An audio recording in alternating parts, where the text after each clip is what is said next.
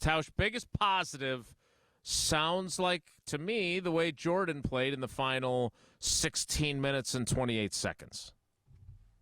I think that obviously is a part of it, but that's not what I'm going to go with. Because I'm it's going with low-hanging Jesse fruit. Steinhoffler. No, I low-hanging fruit last night on the dog of the day, and I was wrong. Nobody picked who I thought was the low-hanging fruit, so I'm going to be careful. I got to be a little more cautious with my low-hanging fruit. Tucker Kraft was awesome again last night. Mm-hmm. I thought, man, he looks the part. You could just see his confidence growing and growing. So I'm going to give him – I'm already preemptively giving Jesse the Steinhoffel win, and I think Tucker Kraft was my positive last night because big plays over the seam. Sign me up, coach. I want to see more of that. Pour me in, coach. Then the physical play, I like the direction that Tucker Kraft is heading. He was my positive for last night. So he gets the edge over catching the go-ahead touchdown twice, Malik Heath. Yeah, Okay. I'll get to Heath and prize picks later. Not happy with Heath. I was ready to give it to Heath. He had what would have been the game-winning catch. Thank you, Jesse. I appreciate you. All right, Jesse, what was your biggest positive? I was kind of irritated about that, actually. I know. When he dropped the one and then they threw the next one, I'm like, oh, great. And then I said, oh, man, it's Heath again. Dang it. Curses foiled again. All right, what was your positive? The Saquon Barkley fumble that was the gift that almost gave the Packers the game in the fourth quarter. Credit to the defense for sticking with that and the return, because that's easily a play that's a momentum killer, that's almost a game killer, and they could have just let it run out, but sticking with the play, playing it through, and then picking up the ball and returning it another, 30, 40 yards, however much they got out of that, was awesome. So credit to the defense, and that was one example of a few different times last night where there were what would have felt like in past weeks or even like going back to last year, plays that could have defined the game and kind of been the one that ultimately was the final blow, and the Packers stuck with it throughout the entirety of the game. Unfortunately, they just didn't end up with a win because the Giants rolled down the field at the end of the game. But there were several moments last night, and I thought that was the number one example to me of plays that could have put the game out of reach or been the momentum buster, and they ended up making the most of it in a turnaround. Yeah, I still would like to give a shout-out to the two guys that we've praised a lot on this show over the past 6-8 weeks, and that's Dontavion Wicks and Jaden Reed. You said it, Tausch. No Christian Watson, no Aaron Jones, no Luke Musgrave. Those are three significant pieces of your offense. Forget about David Bakhtiari. He's been gone since week one. The Giants were missing their left tackle too. But when you have one at each position and to have your two receivers and, Jaden Reed also plays some running back, clearly, maybe a little bit too much based on how many times they ran that same play or a variation of it. But you said Tucker Kraft, you're right. Wicks and Reed. The problem is, and this is also probably the negative, end of the game, you don't have either one of them. Wicks has a high ankle sprain.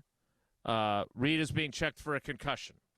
So I just think for two guys that are, that are young players, they don't play like young players. And that, I think, is a really encouraging sign, and that's my positive. All right, what's your negative? There's a ton.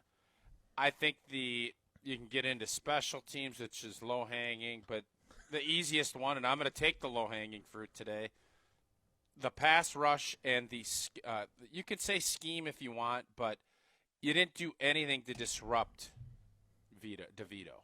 You just didn't do anything. You confuse him. Get after him.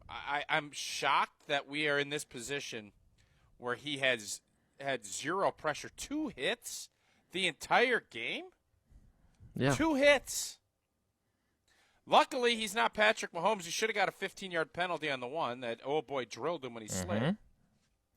But all in all, my biggest negatives were the pass rush and Troy Aikman's just guttural reaction to hating being in that stadium last night made me laugh. So those are my two negatives. Wait, what? Aikman's lack of interest. Yeah. He did not want to be there. He didn't want to be at the game. He wanted Troy the Aikman. Miami, He's Tennessee right. assignment? No, the first half, it was like, my God, Troy, if you hate this so much, go get a different job type of deal. With, That's how it felt to me. I think it was with like 17 seconds left in the first half, and they like Joe and Troy were both just like they weren't saying anything. They were just kind of going, huh, well, I don't know. And they're just like, yeah, I don't know. What never happened during the Like, Culver's Isthmus Bowl? It was just like they just I don't know if they had to go to the bathroom or they wanted dinner or whatever it was. They just Cold meatball. I heard that part. All right. clearly Jesse, did not want to be there. What was your negative? Run defense specifically against DeVito. Yeah, I mean when you're doing a lot of things right, and then ultimately a backup quarterback is able to beat you, and it's not the third string quarterback. a third string quarterback. Backup. And I listened to a little bit of Green Bay Game Day last night. When Kenny Pickett, Desmond Ridder, and Tommy DeVito all beat you in 1 year, how do you look at that and say, "Wow, this is a team that can make a run in the playoffs"? That's a negative. Who said that? Probably shouldn't make that claim. Brian Bulaga said it. I heard him say it last week on this show. One of the first callers into the show last night Hey, pointed out the rush I'm gonna yards s- I'll- allowed I'm by gonna- to teams led by those quarterbacks. I'm going to stand by the fact that this Packer team is still a lot more dangerous than the New York Giants, the Minnesota Vikings. But go through that list of 6 and 7 teams. Yep. It's the Rams and the Packers and everybody else. That's just my own opinion. Okay? You're entitled to it. That's fair. I don't even know. Right, you too. you left a lot of low-hanging fruit available. The special teams, penalties, a turnover. Why had Bisaccia getting crushed like Joe Barry? Um, Bisaccia hadn't been very good. If we wanna Keyshawn shoot Nixon straight. had a terrible game. Keyshawn Nixon He did. should have He- been a negative, too. He was bad last night. he Bad was. game for Keyshawn. And he said so. He said, credit to him, he flat out said that after the game. Now, I think we have to at least, and we'll get to calls, and I'm sure people will bring this up, but we do have to talk about what would have been a better approach defensively on the final drive. I heard you on Green Bay game night say, hey, we'd be killing him if he was too aggressive and they got beat over the top for a big play. I would argue, though, that from what we saw from Danny DeVito, we weren't probably going to see that. And the passive approach that they took allowed them to play a ratings game that set up a field goal to win the game. Film from 1984, which apparently is very well done. But I think that has to be the biggest negative because you still, despite all the other stuff, Jordan Love's turnovers, special teams being terrible, they lead the NFL in special teams penalties now. Congratulations. Despite all that, running the football against you, Tommy DeVito with 71 rushing yards, not getting a sack. Despite all that, they need a field goal. You stop them, you win the game. You steal a game that you had no business winning based on how you played for most of the night. And we're talking about Jordan Love and Heath and how gutty and gritty it was to find a way to win. Correct. Narrative changes. Got to But get that's it the done. You NFL. got to get it done. And LaFleur said, we got a big cushion on the first pass that gets them 10 yards. What are we doing? He called it bad ball. That's what he called the defense on that final drive. That's bad ball. Yeah, I agree. We'll talk more about that. Plus, we'll get to your calls. In fact, we'll weave that conversation into your calls because I'm guessing that one or two of you might want to talk about the final series on defense. Tausch, there was no the mountains were not blue on the flight home, I'm guessing. I'm guessing the mountains no. were lukewarm, silver, and not very fulfilling. You like yours nice and cold when it comes to Coors Light. Well, not for Old Tea. It's always brewed with a 3-step cold process: cold lager, cold filtered, and it is cold packaged. And the mountains are always blue.